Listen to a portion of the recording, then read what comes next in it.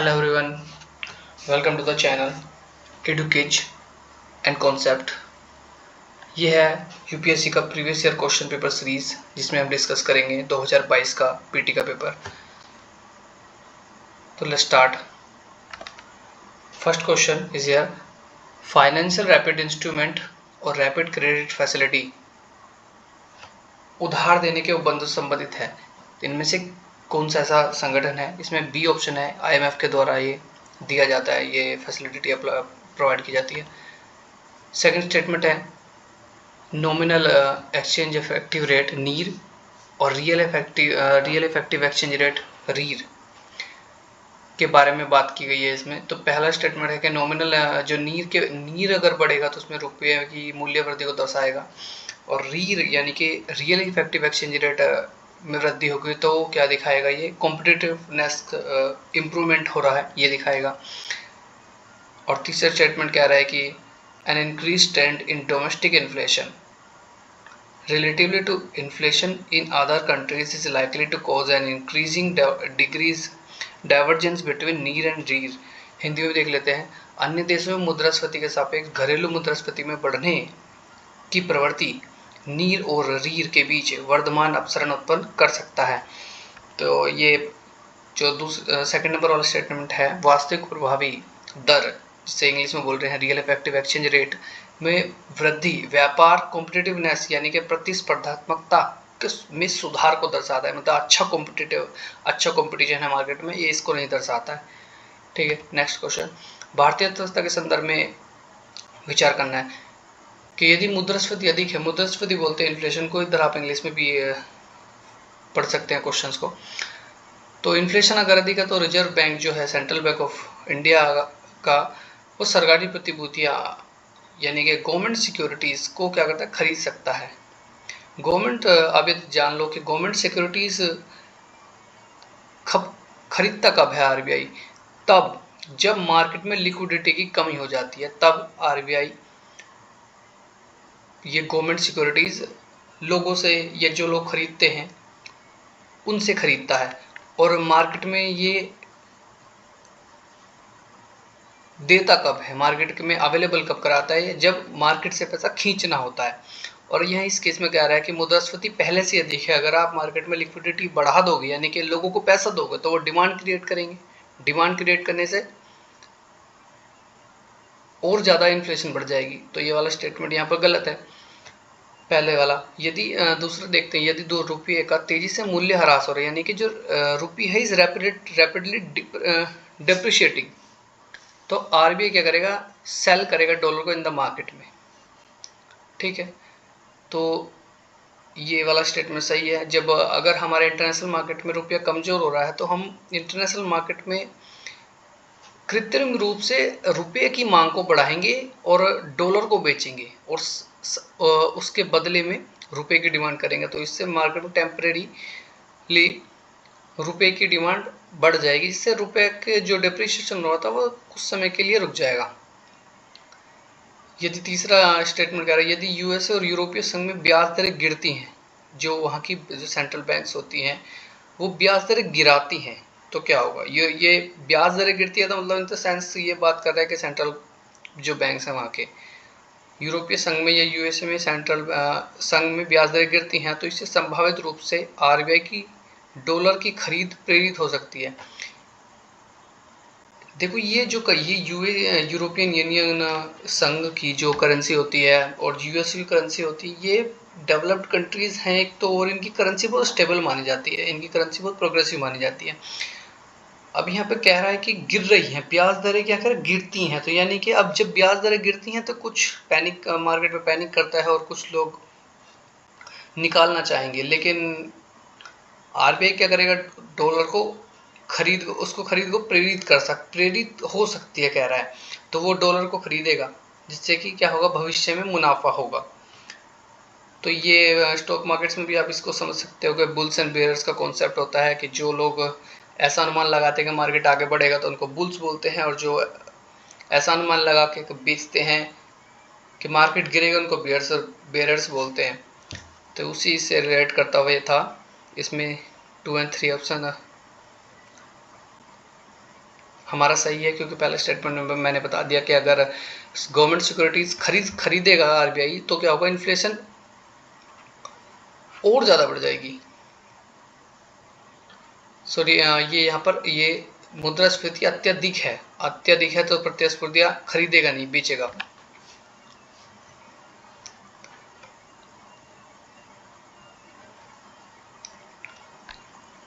G20 common framework के संदर्भ में निम्नलिखित कथनों पर विचार कीजिए। यदि यह G20 और उसके साथ पेरिस क्लब द्वारा समर्थित पहल है और अधारणीय ऋण वाले निम्न आय देशों को सहायता प्रदान करना है कि पहले दोनों स्टेटमेंट यहाँ पर सही है।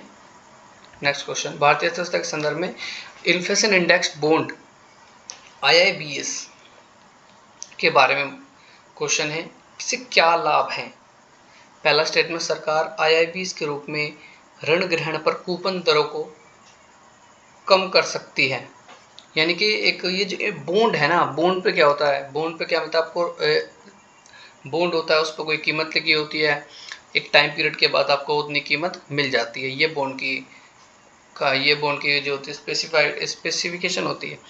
तो ये अगर है कि अपने ऋण ग्रहण पर कूपन दरों को कम कर सकती है, जो निकाल रहा है वो कर सकती है कम, सही है पहला स्टेटमेंट। IIBS निवेशकों को मुद्रास्फीति के बारे में अनिश्चितता से सुरक्षा प्रदान करता है।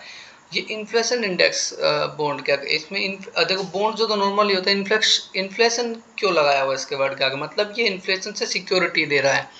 तो ये मुद्रास्फीति के बारे में यानी कि इन्फ्लेशन के बारे में अनिश्चितता, अनसर्टनिटी से क्या कर रहा है, प्रोटेक्शन कर रहा है, तो ये भी सही है।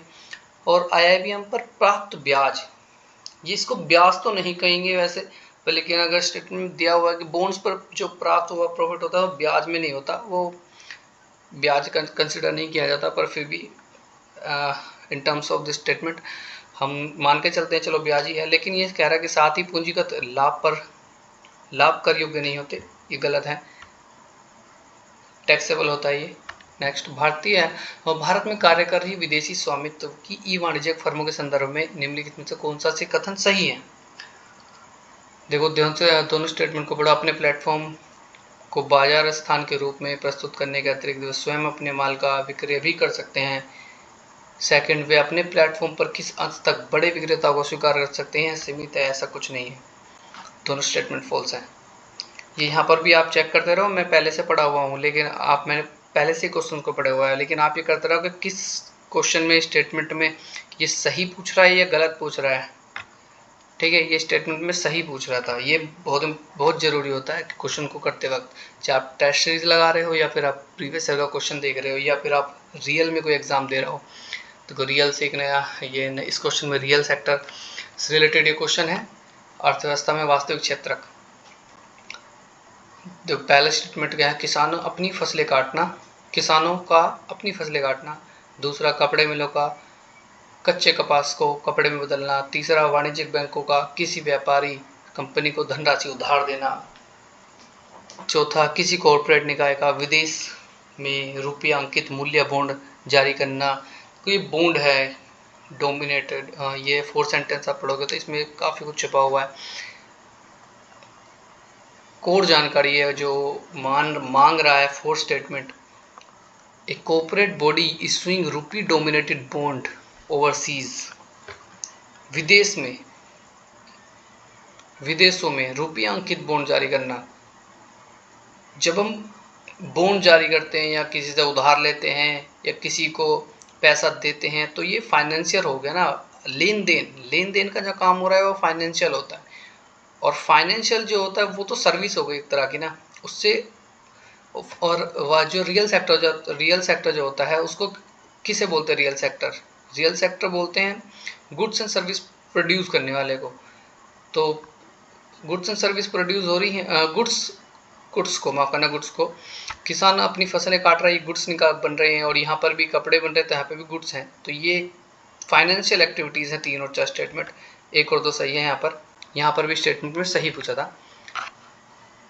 भारत के संदर्भ में हाल ही में जनसंचार माध्यमों में अक्सर चर्चित अप्रत्यक्ष अंतरण यानी कि इनडायरेक्ट ट्रांसफर की बात हो रही है। यहाँ पर इनडायरेक्ट ट्रांसफर, किसी कंपनी के शेयर, मतलब कोई कंपनी के शेयर हैं विदेशी कंपनी के शेयर जो है वो ट्रांसफ़र कर दिए जाते हैं किसी दूसरी कंपनी को, जो कि जिसके एसेट जो है भारत में लोकेटेड हैं। आप इसको एग्जाम्पल की तरह देख सकते हो, अगर आप न्यूज़पेपर पढ़ते हो या कहीं आपने मैगजीन में पढ़ा हो, तो ऐसे ही अगर कोई ऐसा आप अज्यूम करो कि कोई एक ए कंपनी है और जो इंडिया में है, और कोई उसकी पेरेंट कंपनी है जो कि किसी अदर कंट्री में है, बाहर फॉरेन में है, और किसी उसी कंपनी की जो ए की पेरेंट कंपनी है, उसी की कंपनी एक सी कंपनी है जो किसी और देश में है। तो वो क्या करेगी, कंपनी के शेयर जो भारत में है उसके शेयर क्या करेगी, किसी तीसरे कंपनी की जो सी है उसके ट्रांसफ़र कर देगी। तो इससे क्या होगा, ये इनडायरेक्ट ट्रांसफ़र हो गया। डायरेक्ट ट्रांसफ़र क्योंकि होल्ड किसके पास है, उसके शेयर्स का, अभी जो भारत में ऑपरेट कर रही है उसके, लेकिन उसकी पेरेंट कंपनी है तो उसने शेयर्स क्या किया, इनडायरेक्टली ट्रांसफ़र कर दिया सीधा। तो यहाँ पर आपको स्टेटमेंट आप समझ में आ ही गया होगा कि मैं बात कर रहा हूँ लास्ट वाले स्टेटमेंट की। इसी में कह रहा है कि यदि कोई कंपनी शेयर अंतरित करती है, अंतरित का अब यहाँ इंग्लिश में देख लो, थोड़ा हिंदी ऐसे ही होती है इसकी बस ट्रांसलेट थोड़ा लय बन नहीं पाती है। तो ये फॉरेन कंपनी तो ये क्वेश्चन, किसी संगठन या कंपनी के द्वारा जारी किए गए व्यय के संदर्भ में निम्नलिखित में से कौन सा कथन से सही है। इंग्लिश में भी देख लेते हैं। With the reference to the expenditure made by an organization or a company, which of the following statements are correct? Expenditure के बारे में क्वेश्चन आया है। पहला स्टेटमेंट है कि एक्वायरिंग न्यू टेक्नोलॉजी से कैपिटल एक्सपेंडिचर। तो नई टेक्नोलॉजी को जो तुम अपना रहे, एक्वायरिंग का मतलब नई टेक्नोलॉजी आप कोई खरीद रहे हो, तो वो कि अगर उस पर पैसे खर्च कर रहे हो तो क्या है, कैपिटल एक्सपेंडिचर है। सेकंड वाला कह रहा है कि अगर आपका कोई कर्जा है, डेप्ट फाइनेंसिंग, जो डेप्ट फाइनेंस मतलब आपका कर्ज जो है वो आपने कोई लोन लिया हुआ है, उसका आप ब्याज चुका रहे हो, तो वो भी क्या होगा, कैपिटल एक्सपेंडिचर होगा। जबकि जो इक्विटी है, equity financing is consider revenue expenditure. अब देखो यहाँ पर जबकि के बाद वाला स्टेटमेंट सही निकलता है, और इससे पहले वाला में और इक्विटी वाले में क्या फ़र्क है। इक्विटी में भी तो जा रहे हैं शेयर, या उसके जेब से पैसा ही जा रहा है। लेन देन वाला सिस्टम रिवेन्यू में है, इसमें नहीं है। तो पहला केवल सही है। वो पार्सली राइट है और पार्सली रॉन्ग है, तो आधा सही दिया हुआ आधा गलत दिया हुआ, इससे पूरा स्टेटमेंट को गड़बड़ कर दिया। भारतीय अर्थव्यवस्था के संदर्भ में निम्नलिखित कथनों पर विचार कीजिए। जो a share of household financial savings are goods towards government borrowings. तो घरेलू वित्तीय बचत का जो एक घरेलू जो वित्तीय बचत है उसका एक भाग सरकारी ऋण ग्रहण के लिए जाता है। ऋण ग्रहण मतलब कि उधार लेने के लिए जाता है। बचत का एक भाग सरकारी उधारी के लिए जाता है। जो बचत करते हैं उसमें उससे क्या कर रहे हैं, ऋण ग्रहण करते हैं हम, कि ये पहला स्टेटमेंट कह रहा है। दूसरा, नीलामी में बाजार संबंधित दरों पर दिनांकित प्रतिभूतियां मतलब कि सिक्योरिटीज आंतरिक ऋण का एक बड़ा घटक होती हैं। दोनों ही स्टेटमेंट सही हैं। यहाँ पर थोड़ा टेक्निकल था, आगे चलते हैं। स्टेटमेंट फर्स्ट निम्नलिखित, इसमें देखना है निम्नलिखित कथनों पर विचार करना है, और स्टेटमेंट्स हमारे पास हैं, कोई उपयुक्त नहीं तो कौन से कथन सही हैं ये ध्यान देते रहें हर बार। एच.एन. सान्याल समिति की रिपोर्ट के अनुसार या अनुसरण में न्यायालय की अवमानना अधिनियम 1971 पारित किया गया था। लिटरली मेरे को ये, अब ऐसा मान के चलोगे आपको फैक्ट कितना याद रहेगा, इसमें मेरे को पता नहीं है। ठीक है, सेकंड पढ़ते हैं कि भारत का संविधान उच्चतम न्यायालय और उच्च न्यायालय को अपनी अवमानना के लिए दंड देने की शक्ति प्रदान है। बिल्कुल सही है, कंटेम्प्ट ऑफ कोर्ट है। अब ये पता नहीं कब हुआ है, पर लेकिन है तो इतना तो पता है कि कंटेम्प्ट ऑफ कोर्ट जो उसकी सज़ा है। पर ये अब पहले वाला स्टेटमेंट में यही दिया है कि ये 1971 में। अब ये तो पता है कि हाँ भाई सज़ा तो है।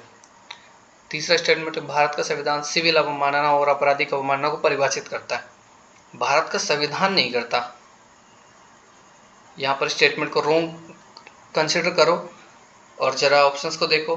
डी ऑप्शन खत्म, सी ऑप्शन खत्म, और अब यहाँ पर बचे क्या हमारे पास, एक और दो, यानी कि ए और बी स्टेटमेंट्स बचे। चौथा और देख लेते हैं। भारत में न्यायालय की अवमानना के विषय में कानून बनाने की शक्ति संसद में निहित है।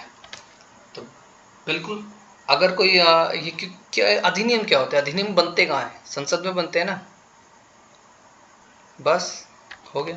आगे, भारत का विधि अधिकारी यानी कि गवर्नमेंट लॉ ऑफिसर और लीगल फर्म के जो एडवोकेट हैं,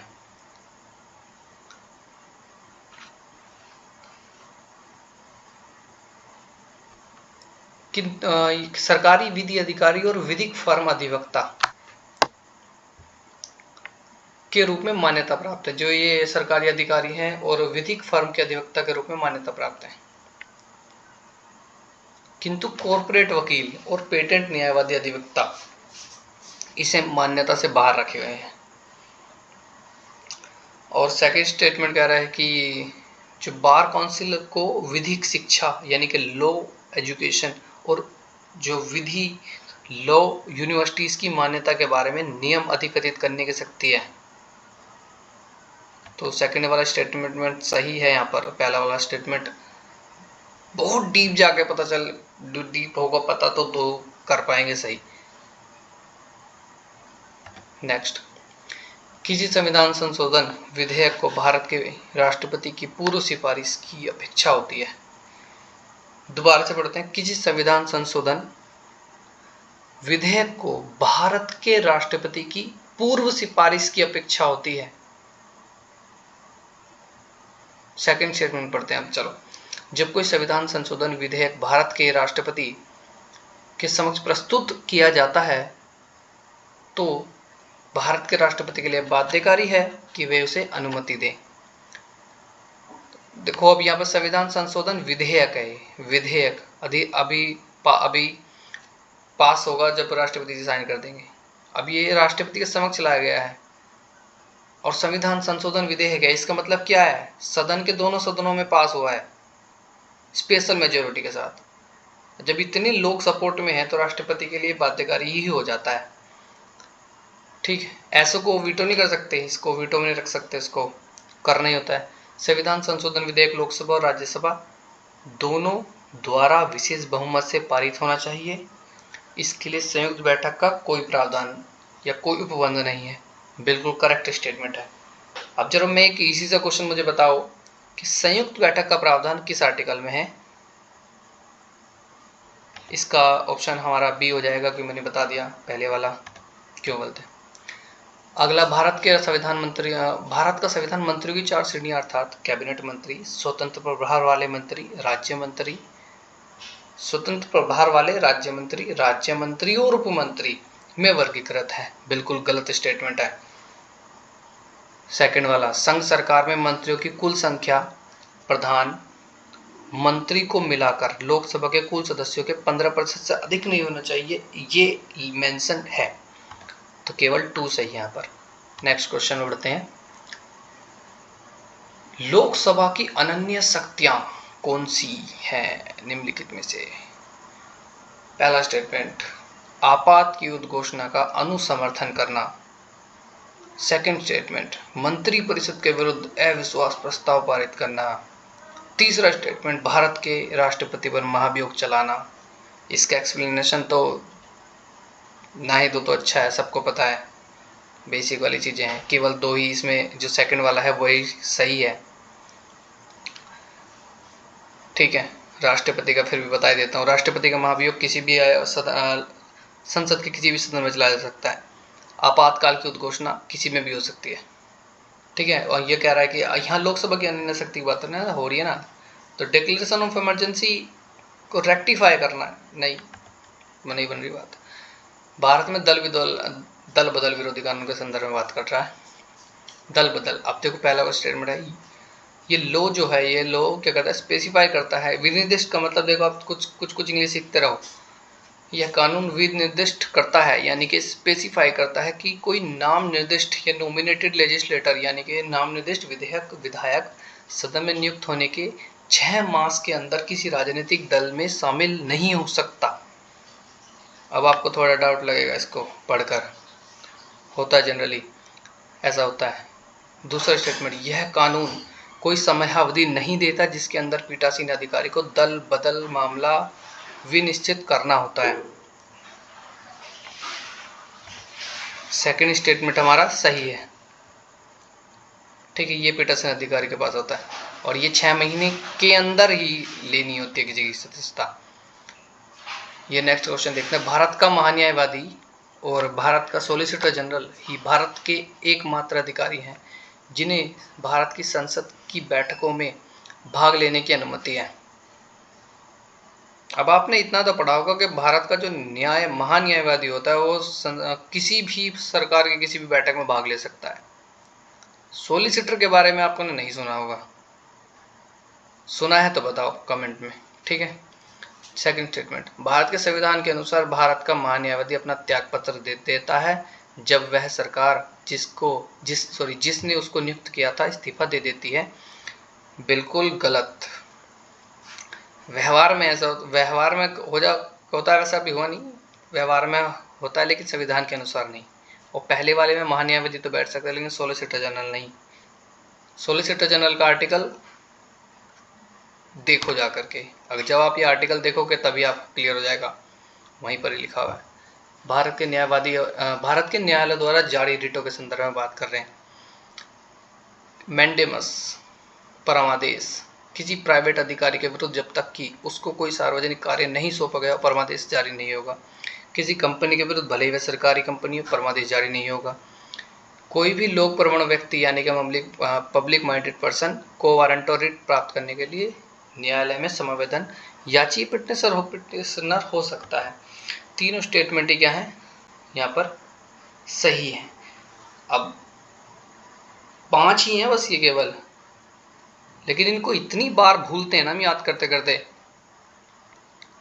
उसी पे क्वेश्चन देखो कैसे बनाया है, लग रहा है कितना इजी है लेकिन ट्रिकी है। एक आयुष्मान भारत डिजिटल मिशन के संदर्भ में निम्नलिखित कथनों पर विचार कीजिए। पहला स्टेटमेंट, प्राइवेट अस्पतालों और सरकारी अस्पतालों को इसे अवश्य अपनाना चाहिए, पहला स्टेटमेंट। दूसरा, चूंकि इसका लक्ष्य स्वास्थ्य की सार्वजनीन व्याप्ति है, यूनिवर्सल हेल्थ कवरेज, तो अल्टीमेटली भारत के हर नागरिक को इसका सदस्य या हिस्सा होना चाहिए। ठीक। तीसरा स्टेटमेंट कह रहा है कि यह पूरे देश में निर्बाध रूप से लागू किया जा सकता है।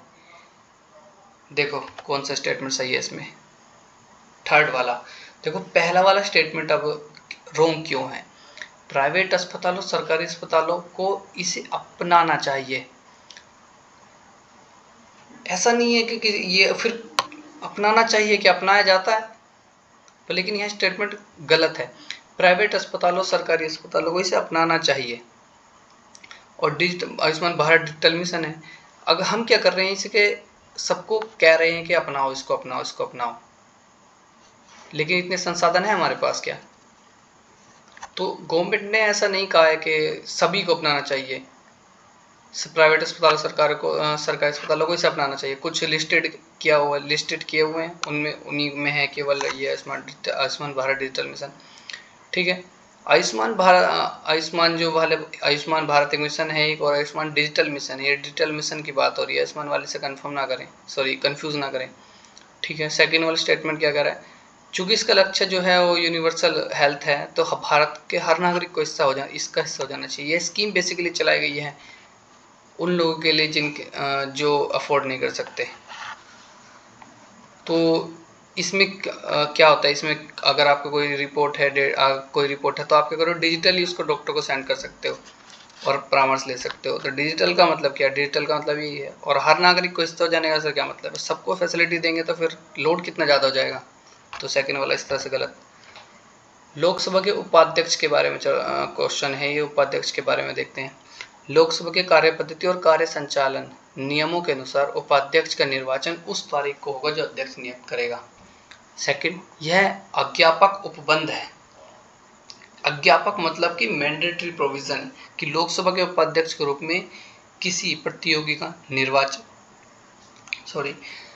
या तो मुख्य विपक्षी दल से या शासक दल से होगा। तीसरा, सदन की बैठक की अध्यक्षता करते समय उपाध्यक्ष यानी कि अध्यक्ष की अनुपस्थिति में उपाध्यक्ष बैठक की अध्यक्षता कर रहे हैं, की शक्ति वैसी ही होती है जैसे कि अध्यक्ष की, और उसके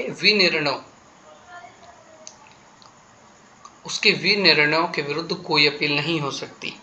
मतलब ऐसा मान के चलो कि आपको जो शक्तियां अध्यक्ष की है वो शक्ति, सारी शक्तियों का क्या करेगा, तो वो यूज करेगा, और उसके निर्णय के विरुद्ध कोई अपील नहीं होगी एज अध्यक्ष। उपाध्यक्ष की नियुक्ति के बारे में सुस्थापित संसदीय पद्धति यह है कि प्रस्ताव अध्यक्ष द्वारा रखा जाता है और प्रधानमंत्री द्वारा विधिवत समर्थित होता है। एक और स्टेटमेंट 3 सही, 2 और 4 गलत। ठीक है, यहाँ पर भी करेक्ट स्टेटमेंट पूछा गया तब तो ये विपक्षी दल से नहीं है, तो जो बहुमत में होती है, चुनाव होता है बेसिकली, उपाध्यक्ष का चुनाव होता है, जैसे अध्यक्ष का होता है, इसी तरह से चुना जाता है। और फोर्थ वाला स्टेटमेंट भी रॉन्ग है। ठीक है, नेक्स्ट क्वेश्चन, निम्नलिखित फसलों में से कौन सी एक मेथेन और नाइट्रस ऑक्साइड दोनों का सर्वाधिक महत्वपूर्ण मनोबोधभवी स्रोत है? तो यहाँ पर देखो कि इंग्लिश में देख रहे हैं कि following crops, among the following crops which one is the most important anthropogenic source of both methane और नाइट्रस ऑक्साइड। तो मीथेन और नाइट्रस ऑक्साइड का एंथ्रोपोजेनिक सोर्स निम्न में से कौन सा है? तो धान सबसे बड़ा सोर्स है मीथेन और नाइट्रस ऑक्साइड दोनों का। ठीक है, याद रखिएगा, ये क्वेश्चन फ्रिक्वेंटली आता ही रहता है। ओजोन से रिलेटेड जो ग्रीन हाउस गैसेज हैं उससे रिलेटेड क्वेश्चन बनते ही रहते हैं। ये क्लाइमेट चेंज से रिलेटेड जो क्वेश्चन है वो बनते रहते हैं। अभी कुछ और क्वेश्चन भी आएंगे, देखना कितना वो सर के ऊपर जाएगा, बिल्कुल छोड़ने वाला क्वेश्चन बेसिकली ये नहीं है वो। इसको देखते हैं, कृषि की धान गहनता प्रणाली के यानी कि सिस्टम ऑफ राइस इंटेंसिफिकेशन का, जिसमें धान के खेतों का बारी बारी से क्लेदन और शुष्कन किया जाता है। क्लेदन मतलब वेटिंग और डाइंग, सुखाया जा रहा है फिर गीला किया जा रहा है। इसका परिणाम क्या होता है? इसमें क्या होता है कि नमी लोक हो जाती है। इस नमी को लोक करने के लिए होता है ये बीजों की कम आवश्यकता होती है, मीथेन का उत्पादन कम होता है क्योंकि पानी खेतों में कम रहेगा, क्योंकि फ्लोटिंग होता रहता है। देखो आपने खेतों में पानी, जो जिनमें पर धान रोपाई होती है उसमें बहुत समय पहले पानी भर दिया जाता है। पानी को अब बिजली की खपत को कम ऐसे कर रहे हैं कि पानी को कम सर्कुलेट कर रहे हैं, तो उसको पानी को पंप के द्वारा निकाला जा रहा है ना, तो बिजली की खपत इस सेंस में कम हो रही है। तीनों स्टेटमेंट भी करेक्ट हैं। नेक्स्ट, अभी एक फैक्शनल क्वेश्चन है, पश्चिम अफ्रीका की निम्नलिखित झीलों में से कौन सी एक झील मरुस्थल में बदल गई है? अगर एलिमिनेशन से करके देखोगे तो चांस है 50-50% ये कहूँगा मैं, फिर भी लगाओ तुक्का, बता कौन सा है। अभी चलो बताता हूँ, इसका है लेक फागोबिन। पश्चिम अफ्रीका की झील है जो सूख गई है। झील जो है वो सूख ही रही है। एकदम अफ्रीका का जो पश्चिम एरिया है वो मरुस्थली है, वहाँ कोई कद का झील होगी तो उसका हो गई क्या, और लोग हैं, दोहन तो होता ही है संसाधनों का। अच्छा, मुझे एक बात बताओ कि कौन सी ऐसी और झील है जो कि सूख गई है, जो रूस में पड़ती है? ठीक है, नहीं ये रूस नहीं, आप ऐसे मान करते हो यूएसएसआर में पड़ती थी, अब नहीं है बेसिकली। तो यूएसएसआर की ऐसी कौन सी झील है जो सूख गई है? बहुत ईजी है, बताना कमेंट में, लेट मी नो। दक्षिण भारत की गांडीकोटा घाटी को कैनियन बोलते हैं। ठीक है, नदियों में से किस एक से निर्मित हुई है? मतलब जहाँ से जो ये कौन सी ऐसी नदी है जिससे ये गांडीकोटा घाटी जो है बनी है? तो पेन्ना रिवर से बनी है। तो ट्रिब्यूटरी के साथ अब हमें थोड़ा ध्यान पे भी रखने की ज़रूरत है। ठीक है, ये वाला क्वेश्चन मैं कहूँगा ईजी है। इसमें नामचा पर्वत गढ़वाल तो है उत्तराखंड में, और नामचा पर्वत तो है ही नहीं, गलत। जाएगा और नौकरी ये वाला भी गलत हो जाएगा। ठीक है, तो इसमें नंदा देवी जो है वाला ये वाला ठीक है। और लिवेंट, लिवेंट क्या है? समाचारों में सुनाई देने वाला शब्द लिवेंट, ये करंट 2020 से है। देखो इसमें क्वेश्चन का आंसर क्या है, लगाओ। ये ऑप्शन ए, पूर्वी भूमध्य सागर या तट के पास का क्षेत्र। पूर्वी, ये ध्यान रखना बस, पूर्वी भूमध्य सागर या तट के पास का क्षेत्र। ठीक है, नेक्स्ट क्वेश्चन, ये अफगानिस्तान की सीमा पूछ रहा है। अफगानिस्तान की सीमा किस किस से लगती है? अफगानिस्तान की सीमा देखो अजरबैजान की लगती नहीं है, किर्गिस्तान जो सेंट्रल में आता है तो इतनी दूर से लगेगी नहीं अफगानिस्तान की। ताजिकिस्तान की लगती है, तुर्कमेनिस्तान की लगती है, उज्बेकिस्तान की भी लगती है अफगानिस्तान के साथ। तो ये 3 4 5 करेक्ट। ये नेक्स्ट क्वेश्चन, भारत के संदर्भ में निम्नलिखित कथनों पर विचार करना है। ठीक है, मोनोजाइट दुर्लभ लताओं का स्रोत है। सेकंड, मोनोजाइट में थोरियम होता है। भारत के समस्त तटवर्ती बालुकाओं में मोनोजाइट प्राकृतिक रूप से होता है। तो बालुकाओं को यहाँ पे क्या कर रहे हैं, ये coastal Sands in India, entire Indian coastal Sands. और चौथा, भारत में केवल सरकारी निकाय ही मोनोजाइट संसाधित या निर्यात कर सकते हैं। संसाधित का मतलब प्रोसेस, क्योंकि मोनोजाइट में कहा है सेकंड स्टेटमेंट में, मोनोजाइट एक थोरियम है तो उसको प्रोसेस करना है तभी तो यूज होगा वो, कच्चे माल के रॉ मटेरियल में तो नहीं इसका हम यूज कर सकते। तो यहाँ पर जो थर्ड स्टेटमेंट है कि भारत के समस्त तटवर्ती बालुकाओं में मोनोजाइट प्राकृतिक रूप से होता है, तो इतना बड़ा है एरिया ये इंडियन कोस्टल स्टैंड जो कि इतना बड़ा एरिया है, उसमें फिर अगर होता तो फिर ये मोनोजाइट दुर्लभ कैसे रह जाता। ठीक है, तीसरा स्टेटमेंट हो, उत्तरी गोलार्ध में वर्ष का सबसे लंबा दिन आमतौर पर कब होता है? अब ये इजी भी है और ये हार्ड भी है। ठीक है, इसमें थोड़ा एनालिटिकल लगाना पड़ेगा, बस जानते तो हैं इसको सब, हम सब जानते हैं इसको कि वर्ष का सबसे लंबा दिन कब होता है। वर्ष का सबसे लंबा दिन उत्तरी गोलार्ध में, लेकिन ये जिस सेंस में पूछा है, जून का प्रथम पखवाड़ा, दूसरा पखवाड़ा, तीसरा पखवाड़ा, जुलाई महीने का दूसरा पखवाड़ा, ये इस चीज को टफ कर रहा है। तो अगर आपको थोड़ा इसको डिटेलिंग में पता है तो इसको मुझे कमेंट में बताना, मैं इसमें थोड़ा कन्फ्यूजन में हूँ। इसका ऑप्शन फिर भी बी राइट है। नेक्स्ट, निम्नलिखित युग में विचार करना है। वेटलैंड्स और झील हैं और उनका स्थान है। तो देखो ये स्टेटमेंट, इनकी जो स्टेटमेंट्स में जो ऑप्शन दिए हुए हैं, इनकी शुरुआत 2022 से ही हुई थी। 23 में बहुत बवाल है, 23 में बहुत सारे क्वेश्चन इसी पर डिपेंड आए हैं फिर। ठीक है, पहला देख लेते हैं। होकेरा आर्द्रभूमि पंजाब में है, रेणुका आर्द्रभूमि हिमाचल में है, रुद्रसागर झील त्रिपुरा में है और सस्थामकोट्टा झील तमिलनाडु में है। तो इसमें 2 युग्म सही हैं, यानी कि बी ऑप्शन इसका आंसर होने वाला है। लेकिन इनमें से कौन से 2 युग्म सही हैं? तो नंबर 2 रेणुका आर्द्रभूमि और रुद्रसागर झील जो कि त्रिपुरा में है, और रेणुका आर्द्रभूमि हिमाचल प्रदेश में है। तो अब ये पूछो कि अब होकेरा कहाँ है? होकेरा है जम्मू कश्मीर में, और संस्थामकोट्टा झील जो है वो केरल में है, और ये केरल की लार्जेस्ट झील है। ठीक है, next question, open source digital platform पर ये क्वेश्चन आया है, तो ये सारे ही हैं।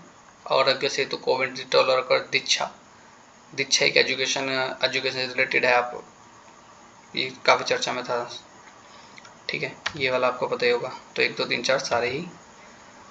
ये वेब 3.0 बेसिकली जो ब्लॉकचेन टेक्नोलॉजी बहुत ज़्यादा न्यूज़ में थी, उससे रिलेटेड ये क्वेश्चन पूछा है। ऑप्शन में भी देखो आपको मिलेगा एक ही, ऑप्शन 2 देखोगे तो आप ये मिलेगा, in the web 3.0 world there can be blockchain based social network. ठीक है, पहला स्टेटमेंट कह रहा है कि वेब 3.0 प्रौद्योगिकी से व्यक्ति अपने स्वयं के आंकड़ों पर नियंत्रण कर सकता है, स्वयं के आंकड़ों पर कंट्रोल देयर आउट डाटा, अपने डाटा को कंट्रोल कर सकता है। तीसरा कह रहा है कि वेब 3.0 किसी निगम द्वारा प्रचलित होने के बजाय प्रायोक्ताओं के द्वारा सामूहिक रूप से परिचालित होगा। मतलब कोई एक कॉर्पोरेशन का इसका जिम्मा नहीं होगा कि आपको इसका डेटा जैसे कि अभी कंपनियां कर रही हैं कि फेसबुक के सर्वर या फेसबुक के सर्वर इतने हैं, बड़े बड़े हैं, इतने एरिया में फैले हुए हैं, और जो कंपनी और जो हैं जो व्हाट्सअप है, इनके सर्वर्स जो हैं वो सबका झंझट नहीं रहेगा। ये सर्वर्स हैक होने का और डेटा लॉस होने का, डेटा लीक होने का बहुत दिक्कत होता है। ब्लॉकचेन 3.0 में ये सारी चीज़ें खत्म हो जाएंगी। तो तीनों स्टेटमेंट करेक्ट हैं। यहाँ पर कंट्रोल कर सकते हैं, ब्लॉकचेन टेक्नोलॉजी पर बेस्ड है और किसी एक कॉरपोरेशन के थ्रू जो ऑपरेट नहीं होगा, डाटा क्या कलेक्टिवली होगा, कलेक्टिवली रूप से ऑपरेट होगा ये। ठीक है, next software as a service. Software as a service से रिलेटेड क्वेश्चन है, सॉफ्टवेयर सेवा के रूप में। तो जब आप कोई सॉफ्टवेयर खरीदते हो, इसको जरा ऑप्शन को देखने से पहले मेरे जरा जो सुन लो क्या मैं कह रहा हूँ कि सॉफ्टवेयर एज ए सर्विस, जब आप कोई सॉफ्टवेयर खरीदते हो तो आप जैसे कि आपको सपोज करो कि आपने कोई एक सॉफ्टवेयर खरीदा, अब आप उसको कस्टमाइज कर सकते हो अपने। जब वो आपके पास आता है तो आपको इसके आइकन वगैरह को ऐसे इधर उधर कर सकते हो, अंदर की जो सेटिंग्स हैं उसको चेंज करके अपने हिसाब से कर सकते हो। ठीक है, और मोबाइल पे भी एक्सेस करते हो और अदर माइक्रोसॉफ्ट का विंडोज़ और एप्पल वगैरह पे भी एक्सेस कर सकते हो। ठीक है, सॉफ्टवेयर है। तो इस सॉफ्टवेयर के एग्जांपल ये तीसरे स्टेटमेंट में दिए हुए, जैसे आउटलुक है, हॉटमेल है, याहू है। ठीक है, याहू ये मेल है एक्चुअली। आउटलुक, हॉटमेल और Yahoo mail are forms of SAS. ठीक है, तो तीनों स्टेटमेंट यहाँ क्या है, सही है। ये सॉफ्टवेयर एज सर्विस के एग्जाम्पल तीन जो परिभाषा या कह लो मीनिंग कह लो, इंट्रो कह लो, ये तीनों स्टेटमेंट है सफिशिएंट है टू डिस्क्राइब करने के लिए। प्रभाजी कक्षीय बमबारी प्रणाली जन संचार माध्यमों में बहुचर्चित सर्वोत्तम रूप से प्रतिबिंबित करता है। ठीक है, fractional orbital bombardment system often talked about in media. पहला स्टेटमेंट, अंतरिक्ष में अतिध्वनिक मिसाइल का प्रमोशन, यानी कि एक hypersonic missile is launch into space to counter the asteroid approaching the earth and the explode it in the space। ये ऐसा लगे जैसे कि नासा कोई मिशन था एक, जिसमें कि कोई एस्ट्रॉइड अगर आ रहा है उसको आने से पहले उसको हटा देंगे अपने रास्ते से ब्लास्ट करके। एक एग्जांपल ये करके दिखाया था नासा ने। सेकंड पढ़ रहे हैं, second statement, A spacecraft lands on another planet after making circular orbital motion. Bombardment जैसा इसमें दिया हुआ है, बमबारी, तो किसी और कोई स्पेसक्राफ्ट को लैंड करा रहे हो दूसरे प्लैनेट पे, तो ये सेंस नहीं बनना, ऐसा कुछ भी तो नहीं लिख देंगे। तीसरा स्टेटमेंट कर, a missile is put into a stable orbit around the earth and debris over a target on earth. तो यही वाला स्टेटमेंट क्या है, यही वाला स्टेटमेंट सही है कि a missile is put into a stable orbit around the earth. ठीक है, और debris over a target on earth. जो डेब्रिस होती है से बोलते हैं कचरे को। ठीक है, जैसे कह रहा है कि कोई मिसाइल पृथ्वी के परिधि किसी स्थिर कक्षा में यानी कि स्टेबल ऑर्बिट में स्थापित किया जाता है और फिर वह पृथ्वी पर किसी लक्ष्य के ऊपर कक्षा को त्यागता है। ठीक है, सॉरी यहाँ पर ये डियोब्रेट्स है, ये मैं गलत प्रोनाउंस कर लिया इसको। ठीक है, तो ये अपनी कक्षा को किसी लक्ष्य के लिए त्यागता है। ये मिसाइल की बात हो रही है, मैं कुछ और ले गया था। ठीक है, तो स्टेटमेंट वो वाला इसका करेक्ट है। क्यूबिट शब्द का उल्लेख निम्नलिखित में से कौन से प्रसंग में होता है, तो ये होता है क्वांटम संगणन, यानी कि क्वांटम कंप्यूटिंग से रिलेटेड ये क्यूबिट शब्द हैं। नेक्स्ट ये पूछ रहा है, देखो उपयुक्त में से कौन सी लघु प्रयुक्तियां, ये प्रौद्योगिकियां, टेक्नोलॉजी, शॉर्ट रेंज डिवाइसेस या टेक्नोलॉजीज। देख रहे हैं इसमें, देखो पहला स्टेटमेंट है कि निकट परिपथ यानी कि क्लोज सर्किट टेलीविजन, दूसरा रेडियो आवर्ती अभिनिर्धारण यानी कि रेडियो फ्रीक्वेंसी आइडेंटिफिकेशन। तीसरा बेतार यानी कि वायरलेस लोकल एरिया नेटवर्क। तो तीनों के तीनों ही हैं शॉर्ट रेंज डिवाइसेस, ज़्यादा लंबे रेंज के लिए काम नहीं करते। ठीक है, नेक्स्ट क्वेश्चन देखो, ये इसमें कह रहा है कि जैव परत बायोफिल्म्स, जैव परत यानी कि बायोफिल्म मानव ऊतकों के भीतर चिकित्सीय अंतरोपों पर बन सकती है। चिकित्सीय अंतरोपों, इसमें देख लो इंग्लिश में देखो कि biofilms can form on medical implants with in human tissue. दूसरा है जैव परत खाद्य पदार्थ और खाद्य प्रसंस्करण सतहों पर बन सकती है। Biofilms can form on food and food processing surfaces. जैव परत प्रतिजैविक यानी कि प्रतिजैविक प्रतिरोध दर्शा सकती है, यानी कि biofilms can exhibit antibiotic resistance. तीनों स्टेटमेंट यहाँ पर ये करेक्ट है। ठीक है, ये साइंस टेक से रिलेटेड क्वेश्चन है, साइंस है बेसिकली, साइंस टेक्निक साइंस से रिलेटेड क्वेश्चन है। इसमें क्या रहा है कि जो बायोफिल्म है मानव ऊतकों के भीतर चिकित्सीय अंतरों पर बनती है, मतलब ह्यूमन टिश्यूज पर बनती है, अंदर इम्प्लांट मतलब अंदर ह्यूमन टिश्यूज पर बनती है, और ये फॉर्म हो सकती है फूड पर या फूड प्रोसेसिंग सर्फेसेस पर, सतहों पर। और ये क्या करती है, बायोफिल्म्स कैन एक्सबिट, ये प्रतिरोध दर्शा सकती है एंटीबॉडीज को। एंटीबॉडीज जैव परत प्रतिजैविक, प्रतिजैविक मतलब एंटीबायोटिक प्रतिरोध दर्शा सकती हैं। करेक्ट स्टेटमेंट हो बताया मैंने आपको। ये भी प्रोबायोटिक्स के संदर्भ में आया क्वेश्चन है। जो प्रोबायोटिक हैं वो जीवाणु यीस्ट दोनों के बने होते हैं। प्रोबायोटिक्स जीवाणु और यीस्ट दोनों के बने होते हैं। प्रजैविक में जीव खाए जाने वाले खाद्य में होते हैं, किंतु ये नैसर्गिक रूप में हमारी आहारनाल में नहीं पाए जाते। तीसरा, प्रजैविक दुग्ध शर्करा के पाचन में सहायक हैं, यानी कि probiotics help in digestion of milk sugar. तो तीसरा वाला स्टेटमेंट सही, पहला वाला स्टेटमेंट सही कि प्रोबायोटिक जो होते हैं जीवाणु यानी कि बैक्टीरिया और यीस्ट में मिलते हैं, और लेकिन ये खाए जाने वाले पदार्थ में और हमारी आहारनाल में पाए जाते हैं। स्टेटमेंट कह रहा है कि पाए नहीं जाते हैं, तो गलत हो जाएगा। नेक्स्ट स्टेटमेंट,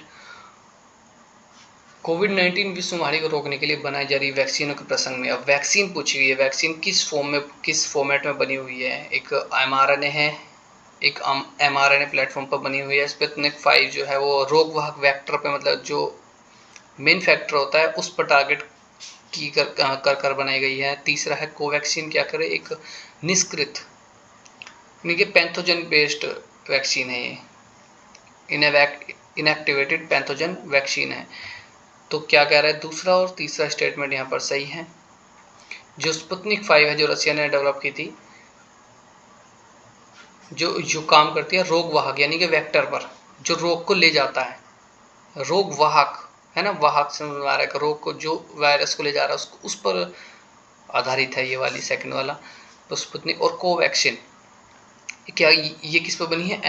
इनएक्टिवेटेड पैथोजन पर बनी है, बेस्ड इन, ठीक है, वैक्सीन। इसको बताओ किसने बनाया मुझे, कोवैक्सीन को। अब देखो, सौर प्रज्वल यानी कि सोलर, इसको इंग्लिश में देखते हैं, चीटिंग नहीं करेगा, इंग्लिश में देखते हैं। If a major solar storm flare, solar storm यानी कि सोलर फ्लेयर, पीछे चलते हैं। सोलर फ्लेयर जो है पृथ्वी की सतह पर पहुंचता है, और पृथ्वी की सतह पर निम्नलिखित में से कौन से संभव प्रभाव होंगे? ठीक है, जीपीएस में दिक्कत आ जाएगी, यानी कि जीपीएस ये जो नेविगेशन है वो दिक्कत आ जाएगी। अब देखो ये, अब थोड़ा एज्यूम करोगे सोलर फ्लेयर, एक तो कुछ प्रॉपर्टी जान लो, ये जब सौर तूफान आता है तो ये इलेक्ट्रॉनिक जो चीज़ें होती हैं इनको बुरी तरह से प्रभावित करता है।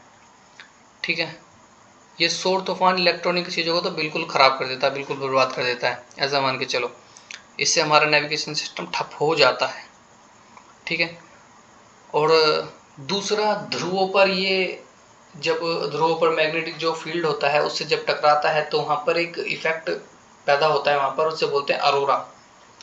ठीक है, वो भी जनरेट होता है वहाँ पर। जो बिजली ग्रिड है, बिजली ग्रिड को क्या करता है, ये क्षति पहुंचाता है, उसको भी, बिजली ग्रिड को भी यहाँ पर नुकसान पहुंचाता है। और पृथ्वी के जो अधिकांश हिस्सों पर त्रिध्रुवीय ज्योतियां, जिससे मैं बोल रहा हूँ अरोरा, वो भी घटित होती हैं। और उपग्रह की कक्षाएं विक्षुब्ध हो सकती है। यहाँ उपग्रह मून को नहीं बात करें, हम सैटेलाइट्स की बात कर रहे हैं। जो उपग्रह होते हैं उनकी कक्षाएं जो है विक्षुब्ध हो सकती है, क्योंकि उसमें बहुत ज्यादा फोर्स होती है। वो जब सैटेलाइट्स को टकराता है उसकी उनको कक्षा से हटा सकता है। ध्रुवीय क्षेत्रों के ऊपर उड़ने वाले वायुयान का लघु तरंग रेडियो संचार बाधित हो सकता है। अभी हमने पीछे पढ़ा था। तो ये भी स्टेटमेंट यहाँ पर जो सी है वो स्टेटमेंट सही है ना।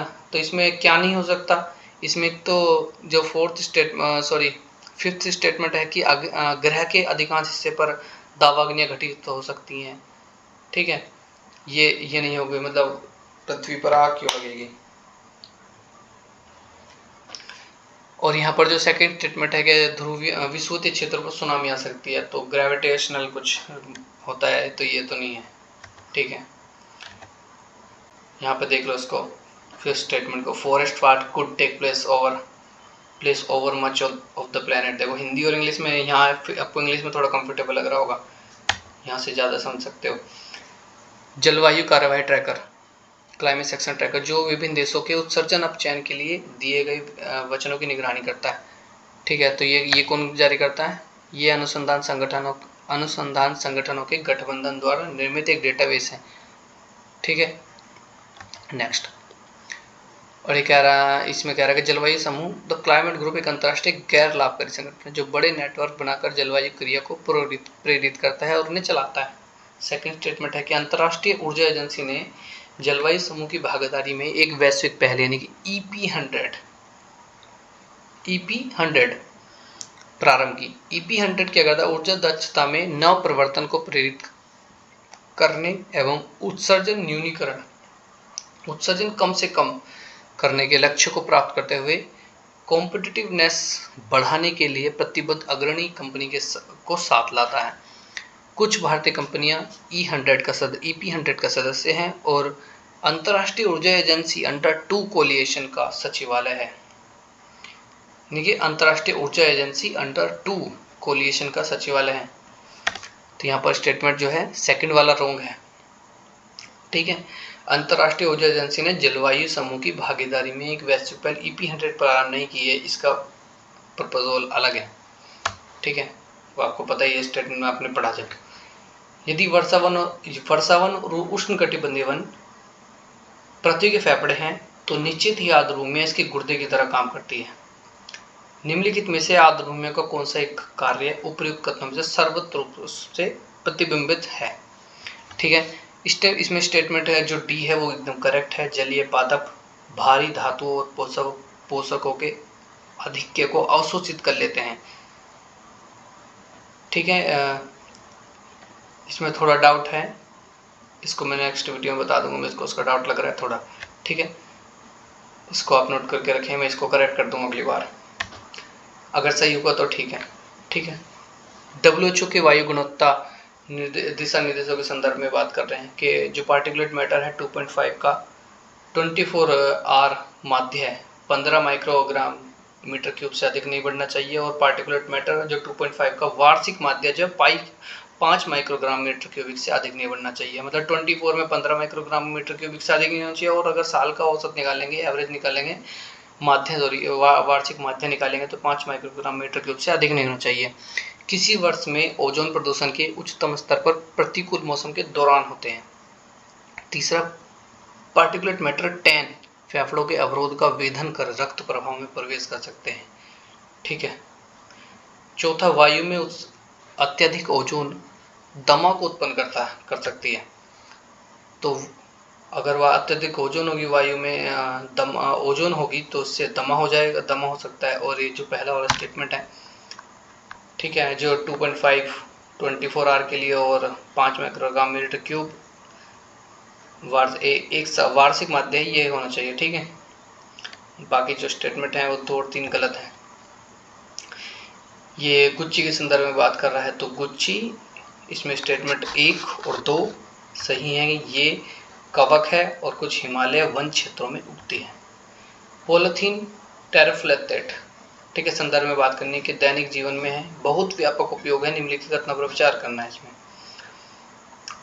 इसके तंतुओं को ऊन और कपास के तंतुओं के साथ उनके गुणधर्म को प्रबलित करने हेतु, मतलब प्रबलित मतलब और मजबूत कर रहे हैं, ठीक है, सम्मिश्रित किया जाता है। इससे बने पात्रों को किसी भी मादक पेय में रखने के लिए उपयोग किया जा सकता है। इससे जो पात्र हैं वो किसी भी मादक पेय को रखने के लिए, अल्कोहलिक। इससे बनी बोतलों का पुनर्चक्रण, रिसाइकलिंग कर उनसे अन्य उत्पाद बनाए जा सकते हैं। इससे बनी वस्तुओं का भस्मीकरण द्वारा, यानी कि डिस्पोज्ड, बिना ग्रीन हाउस गैस उत्सर्जन करे आसानी से निपटान किया जा सकता है। देखो पॉलीएथिलीन है और इससे बिना गैस कोई ग्रीन हाउस गैस निकल नहीं रही है, ऐसा तो हो ही नहीं सकता, ठीक है। तो यहाँ पर 1 और 3 एकदम सही है। सेकंड स्टेटमेंट भी, इससे बने पात्रों को किसी भी मादक पेय को रखने के लिए उपयोग किया जाता है, तो ये कैसा स्टेटमेंट है, ठीक है, ये वाला भी गलत है। निम्नलिखित में से कौन सा पक्षी नहीं है? पक्षी नहीं है, देखो ये सब नाम जो दिए हुए हैं ये वैज्ञानिक नाम है, ये करंट के साथ ही फ्लो में चलते हैं, ये याद रहते नहीं है जनरली। याद है आपको तो आप ऑप्शन टिक कर ले, नहीं है तो आगे बढ़ जाएं। बाकी फिलहाल मैं इसका बता रहा हूँ, इनमें से गोल्डन महासीर क्या है? पक्षी नहीं है, ये फिश है। अब देखो ये क्वेश्चन जो मैं पहले बता रहा था कि सर के ऊपर जाने वाले क्वेश्चन है, इसमें आपको याद करना है बिल्कुल फैक्ट। ये नाइट्रोजन फिक्सेजीकरण के जो होते हैं, कुछ प्लांट्स होते हैं जो नाइट्रोजन को नाइट्रोजन फिक्सेजिंग करते हैं। इसमें कुछ पौधे हैं वो आप याद कर लेना, ठीक है। एक अल्फाफा और एक चिकपी और क्लोवर, ये क्या होते हैं? नाइट्रोजन फिक्सेशन करते हैं।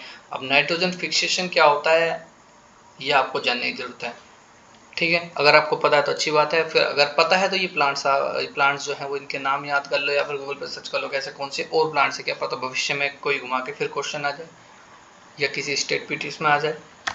तो नेक्स्ट, निम्नलिखित स्थितियों में से किस एक में जैव सेल यानी कि बायोरोक टेक्नोलॉजी की बात होती है? तो पहला का restoration of damage coral reef, दूसरा development of building material using plant residues, identification of areas for exploration या एक्सट्रैक्शन ऑफ सेल गैस, चौथा है fourth statement providing salt lick for the wild animals in the forest protected areas. तो ये biorock technology किससे related है? Restoration of damage coral reefs. तो क्षतिग्रस्त प्रवाल भित्तियों को बहाली के लिए टेक्नोलॉजी यूज की गई है। मियावाकी, ये मियावाकी जापानीज शब्द है और ये यूज होता है शहरी क्षेत्रों में लघु वनों का सृजन करने के लिए, ठीक है। Option C is the right answer. तो दोस्तों इसी वीडियो में इतना ही, इसका नेक्स्ट पार्ट भी जल्दी अपलोड कर दिया जाएगा।